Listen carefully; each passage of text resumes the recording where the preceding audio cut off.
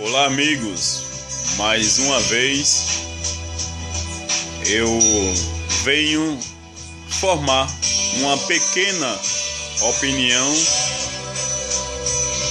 sobre o que eu entendo como interpretação das coisas ocultas que tem na Bíblia, né, tido como sagrada. Essa Bíblia que as pessoas estão tão familiarizadas com ela, mas que tem segredos, códigos, caminhos e direções que as pessoas não percebem, mas que tem. E muitos percebem, mas não ficam atentos. Percebe, só faz perceber, mas não dá atenção suficiente para descobrir o que significa realmente a Bíblia, o que São Jerônimo, o que Martim Lutero, o que padres que mexeram no conceito, no livro da Bíblia deixaram. Eles deixaram pistas para que as pessoas pudessem ver o que é a Bíblia. Eu quero dar aqui alguns exemplos. Veja, códigos secretos da Bíblia que só os profanos, que só os maçons, né, eles entendem. Ele entende. Como você vai descobrir esses códigos da Bíblia? Veja só. Vamos começar por algum. Eu quero que vocês leiam e vá descobrindo, porque em breve eu quero que pessoas me façam perguntas sobre isso. Por favor. Jonas passa quantos dias no ventre da baleia? Jesus nasce com 6 meses e é apresentado no templo. Outro ponto. Jesus some, aparece com 12 anos. Outro ponto. Jesus some, aparece com 30 anos. Outro ponto. Jesus some, aparece com 33 anos. Outro ponto. Jesus aparece na cruz mais 2 homens. Outro ponto. Jesus passa 3 dias para ressuscitar. E tem mais. Juntando isso, mais 66 livros da Bíblia. São códigos, e vários códigos eu poderia citar para vocês aqui, que vai identificar o número 666. Tá? Porque o Apocalipse diz que é número de homem, e o número desse homem identifica esse homem. A questão é identificar qual homem, não é verdade? Mas o Apocalipse diz, olha, o número da besta é número de homem, ele é um homem e é número de homem. De homem. Jesus é um nome. Jesus Cristo Filho Dei é um nome. Mas é o nome de um homem. Jesus é uma fantasia, mas o nome identifica alguma coisa. A palavra Jesus, lá tem um número calculado que dá o número 666. Mas é o número de um homem. Esse número desse homem, os evangélicos, né, as pessoas que estudam códigos ocultos, devem alertar as pessoas, estudar mais, identificar mais esse nome. Esse homem está na política, esse homem está no poder, esse homem está exercendo poderes na face da terra. O nome dele é um segredo, mas que em breve vai ser revelado através da política, através dos ministérios de justiça, porque ele será levantado. Esse homem, a humanidade tem que ter a capacidade de identificá-lo. Você tem que ter a capacidade de identificá-lo. A Bíblia é livro incomplexo, tá? É um livro incompleto. A história é muito oculta. A Bíblia identifica Jesus com a genealogia. O nosso Criador não tem genealogia. O nosso Criador, quando esteve aqui nesse mundo, ele veio sem genealogia. Pergunto: Adão teve mãe? Adão teve mãe? Adão foi gerado do barro. Um segredo que vocês nunca vão entender: as escrituras não identificam a mãe do Criador.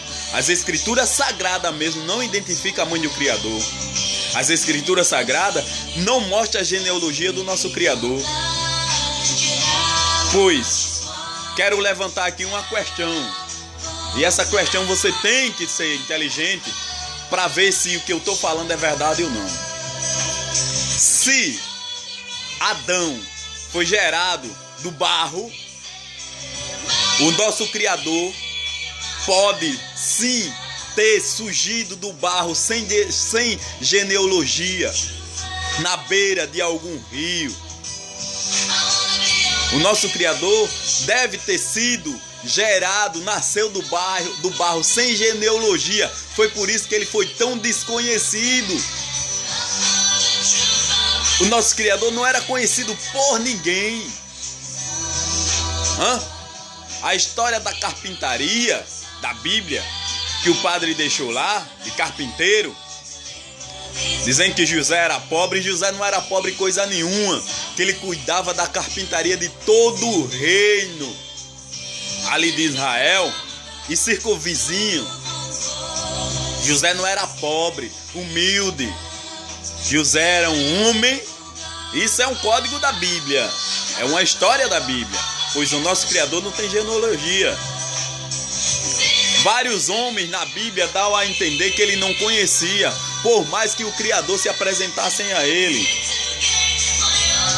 Os supostos discípulos não o conhecia. Como não conhecia se ele andava com o Criador e eles mesmos não conhecem?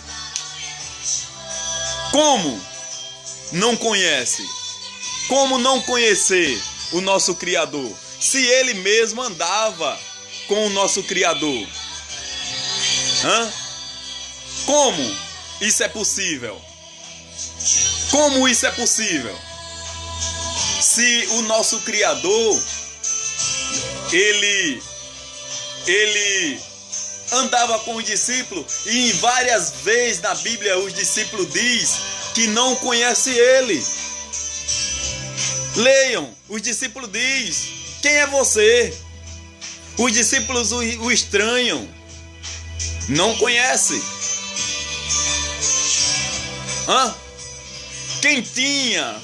Quem deixa assim um pontinho a mais, que conhecia o tal de suposto Judas Iscariote, conhecia, porque ele disse: eu o conheço. Judas Iscariote disse: eu o conheço, eu vou identificá-la para vocês. O porquê das 33 moedas de prata, que a Bíblia enfatiza tanto o número 33?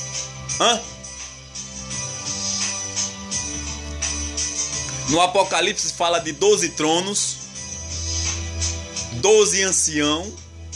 Aí os estudiosos vêm falar de 12 tribos de Israel. Os estudiosos podem chegar para mim agora e dizer: não, mas o 12 vai identificar as 12 tribos de Israel. Vai identificar as 12 tribos de Israel. Quem é as 12 tribos? O porquê desse número, essa numerologia tão imensa da Bíblia? Por que os padres deixou esses códigos? Por que os padres deixou esses números? O que eles querem falar através desse número? Vamos identificar. Jonas passa 3 dias no ventre de uma baleia. Jesus nasce e aparece com 6 meses. some, aparece com 12 anos, some, aparece com 30 anos, some, aparece com 33 anos. Depois ele é identificado lá na cruz com 3 homens, tem 3 cruzes, 3 dias ele passa para ressuscitar. Códigos. Como já falei, o Apocalipse identifica e diz: o número da besta é nome de homem e número que dá o seu nome. O seu nome dá o número. Jesus não é homem. Jesus é uma fábula. O nome Jesus é uma fábula colocado dentro da Bíblia. Mas assim mesmo, só o nome Jesus dá o número 66. Jesus Cristo dá o número 66. Jesus, Filho de Deus, dá o número 66. Mas não identifica ainda para mim um homem. Então, os eruditos, os estudiosos, vamos debater esse assunto. Vamos trazer para as pessoas a realidade daquilo que as Escrituras, que o nosso Criador está fazendo hoje. O nosso Criador, enquanto as pessoas estão esperando Ele descer, o nosso Criador está nascendo como broto dentro de cada um daqueles que estão indo buscar a verdade. E Ele vai nascer. Ele vai levantar homens com inteligência imensa para anunciar o seu nome. Estamos indo de encontro à pregação do verdadeiro, o anúncio do verdadeiro evangelho. E esse anúncio do verdadeiro evangelho vai custar vidas, mas essas vidas vão morrer, porque vai habitar no corpo do nosso Criador. Habitar no corpo dele. Não vai habitar em um céu não, porque as Escrituras diz, olha, a carne morre e vai para a terra. Mas aquilo que vocês conhecem como Espírito, volta para ele, volta dele. Por exemplo, é como eu tivesse uma lâmpada acesa na minha casa e quando eu apago ela, a energia dela volta lá para a subestação. Quando uma lâmpada queima, não queimou a energia, mas queimou a lâmpada. O espírito da lâmpada voltou para a estação. As pessoas têm que ter a capacidade e pedir sabedoria ao Criador. Se todas as lâmpadas do meu estado apagar, a energia não acabou não, ela voltou para a subestação, foi retida na subestação. Assim acontece com o ser humano, a carne cai, a lâmpada depois de queimada não vale mais para nada. Talvez algum artesão aproveite para alguma coisa. É como aproveitar um corpo, um cadáver no necrotério para estudo. Então, eu já vi homens defendendo que o corpo e o espírito é a mesma matéria. Isso é conversa mole. Então, vamos estudar, vamos pesquisar, vamos levantar questões sobre esse aspecto, mostrar os códigos da Bíblia, porque tem estudiosos ainda que estuda, mas não quer revelar esses códigos satânicos, maçônicos da Igreja Católica que tem a Bíblia, que só eles, os homens que estudam, descobrem isso, e quando descobrem esse nome, inventam igreja aí para enganar, para roubar as pessoas, para matar, subtrair aquilo que os pobres já têm. Lembrando que as Escrituras mandam cuidar das viúvas, dos pobres e dos necessitados. Que o Eterno, Criador, Ele vos abençoe, vos guarde e que oriente você, levante, ressuscite você no seu intelecto, reviva dentro de você para a honra